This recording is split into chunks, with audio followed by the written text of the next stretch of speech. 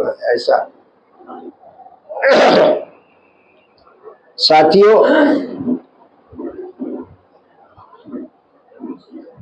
جب بھی آدمی ایمان لائے گا، اور ایمان جو ہے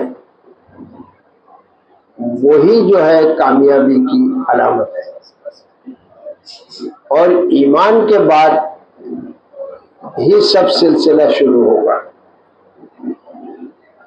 ایمان جب بھی آدمی لائے گا تو لازمی بات ہے کہ قرآن پاک کہتا ہے کہ تم صلاۃ کے بعد سارے کام اچھے کرو۔ پہلا کام جو نیکی ہے وہ کیا ہے؟ نماز ہے۔ وہ کس کے بعد ہے؟ ایمان لانے کے بعد، اور اس کی گنتی قائم ہے عمل الصالحات، یا ایھا الذین آمنوا عملوا الصالحات۔ اے وہ لوگوں جو ایمان لائے ہو کہ تم عمل الصالحات کرو، یعنی نیکی کے کام کرو۔ اور جب بھی کوئی آدمی ایمان لائے گا تو اس کے سامنے وہ وقت کوئی بھی ہو، ایک نماز آ کے سامنے پہلے کھڑی ہو جائے گی۔ مثلا فجر کے بعد کسی نے 8-9 بجے اٹھا اور اس کی سمجھ میں آیا، اللہ نے ہدایت دی، توفیق دی، اس نے کلمہ پڑھ لیا، تو وہ ایمان میں تو داخل ہو گیا، ایک جگہ پر انٹر ہوا اور کھڑا ہو گیا۔ ایمان لانے کے بعد داخل ہو گیا، اور داخل از اسلام ہو گیا، اور جیسے داخل ہوا تو وہ آ کے کھڑا ہو گیا ایمان۔ اب اس کے بعد کیا کرنا ہے؟ مسلمان تو بن گیا۔ تو قرآن پاک نے کہا ہے کہ وہ عمل الصالحات، کہ تم اچھے کام کرو، اور اچھا کام سب سے پہلے کیا؟ ایمان لانے کے بعد۔ بولو بھائی ذرا زور سے۔ اب کون آدمی کتنی پڑھتا ہے وہ خود اپنے آپ سے پوچھ لے کہ میں کتنی نماز پڑھتا ہوں، 1 2 3 4 یا 5 فرض نماز جو ہر آدمی اپنے آپ کا جواب دہ ہے، اور پھر وہ اللہ سے جواب دہ ہے، اس کو کسی اور کو حساب دینا ہی نہیں ہے۔ اپنی نماز کا حساب کسی صاحب کو دینا ہی نہیں ہے، اللہ نے اتنا فری کر دیا۔ تو آدمی اب اپنے معافی ضمیر میں جھانکے اور سوچے کہ یار میں کتنی نماز پڑھتا ہوں دن میں، ہے نا؟ تو آدمی خود جواب دے گا اس کا ضمیر کہ تم اتنی ٹائم نماز پڑھتے ہو۔ تو آدمی کو اپنے اندر چینج لانا پڑے گا، اور ایمان لانا کافی نہیں ہوگا، ایمان لانا کافی نہیں ہوگا جب تک کہ ساتھ میں عمل الصالحات نہیں ہے۔ تو اب جیسا اس نے صبح 8 بجے ایمان لایا تو اس کے سامنے آ کے ایک نماز کھڑی ہو جائے گی، وہ ہے نماز ظہر۔ اب پہلا جو اس کا کام ہوگا، ایمان لایا، داخل فی الاسلام ہو گیا، اور پھر اس کے بعد ظہر میں اس نے نماز پڑھی، سیکھنا کیسا بھی نماز پڑھ لی، پوچھا کسی سے نہیں پوچھا، کھڑے ہو گیا، وہ سب آ جائے گا اللہ کے فضل سے، اور لوگوں کو آتا ہی ہے۔ تو جب اس نے نماز پڑھ لیا تو گویا ایک نماز اس نے ادا کر، اور اگر اس نے ظہر کے بعد ایمان لایا 3 بجے 4 بجے، پھر اس کے سامنے ایک نماز آ کے کھڑی ہو جائے گی، عصر کی نماز، پھر اس کو وہ پڑھنا پڑے گی، اس پر وہ عمل الصالحات ہے، وہ فرض ہو گیا ایمان کے بعد۔ عصر بھی پاس ہو گیا، عصر کے بعد ایمان لایا تو کیا کھڑے ہوگی سامنے؟ گویا جب بھی وہ ایمان لائے گا اس کے سامنے ایک نماز آ کے۔ اسی طرح سے مغرب بعد اگر ایمان لایا تو عشاء کھڑی ہے، اور عشاء کے بعد ایمان لایا، رات برات کبھی کہیں اس کو بات لگ گئی، سمجھ میں آ گئی، تو محفل میں اس کو سمجھ میں آ گئی بات، جہاں قرآن و حدیث کی بات ہوتی ہے، تو اس نے اگر ایمان لے آیا تو پھر اس کے بعد فجر نماز کھڑی رہے گی سامنے، تو گویا عمل الصالحات کا چولی دامن کا ساتھ ہے۔ اب ایمان لانے کے بعد آدمی کو پہلا کام کیا کرنا پڑے گا؟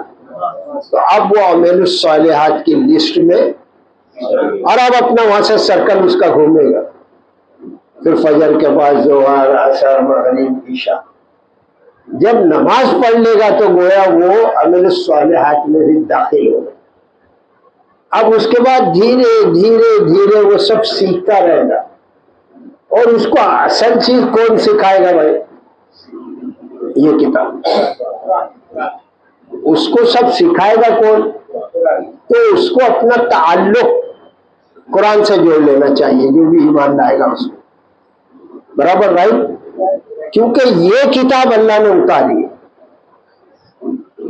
ایمان لانے والوں کے لیے، اور اس کے بعد یہ کتاب سکھائے گی پیور عمل.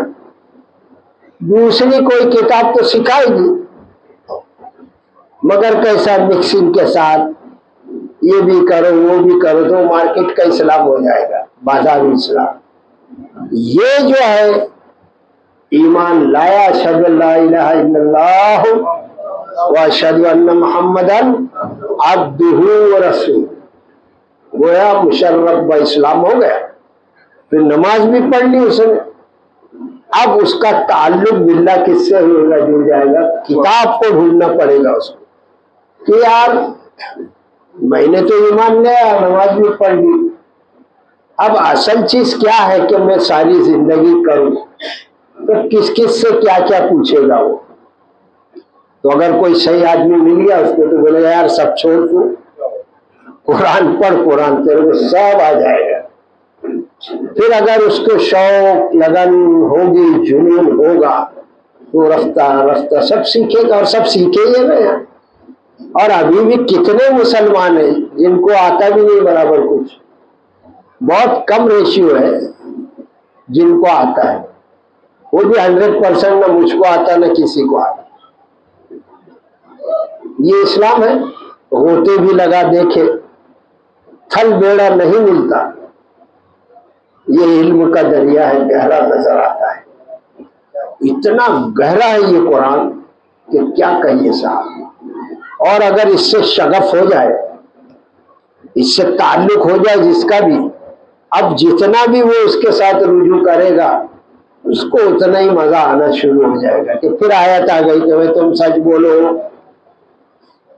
تو بولے ہاں یار یہ بات میں نے جس پہ ایمان لایا ہے وہ اللہ اس نے کہا ہے کہ سچ بولو. اس کے سمجھ میں آئے کیا کہ اپنے کو ابھی ساری زندگی سچ بولنا سیکھ گیا ہے، عمل الصالحات. پھر اللہ نے کہا اسی قرآن میں وہ آیت آ گئی کہ لعنت اللہ علی الکاذبین، جھوٹوں پر اللہ کی. تو الگ ہو گیا. سچ بولنا ایک الگ کام ہے، اور اگر جھوٹ بول دیں گے تو خدا کی لعنت ہے. لعنت کا مطلب قرض، لعنت کا مطلب پھٹکا. اردو میں کیا بولتے ہیں؟ تیرے پہ اللہ کی فٹکار ہے، یعنی فٹکار جس پر ہو گئی وہ جہنم رسید ہو گیا. فٹکار کے معنی یہ ہے قرض، انگلش میں بولتے ہیں قرض اپون یو. اب اس کو قرآن سے ہی سب سیکھنے مل رہا ہے. پھر زکوٰۃ کا چیپٹر آ جائے گا، پھر حج کا چیپٹر آ جائے گا، عمرے کا چیپٹر آ جائے گا. اسی طرح سے اس کو پیور چیز ملے گی. کیا ملے گی؟ ایک دم خالص چیز ملے گی. سکم کیا بولتے ہیں؟ سکم کے معنی ہے وہ دودھ جس میں سے ملائی نکل گئی. تو وہ دودھ جو ہے وہ خالی ہو گیا، کچرا ہو گیا. اس کو پورا سکم ملے گا اس سے، قرآن سے.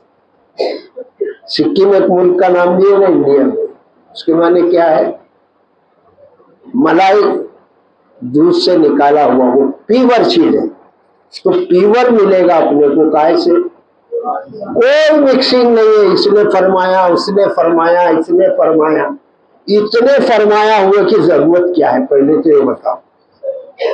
میں ایک بات پوچھتا ہوں، سب نے فرمایا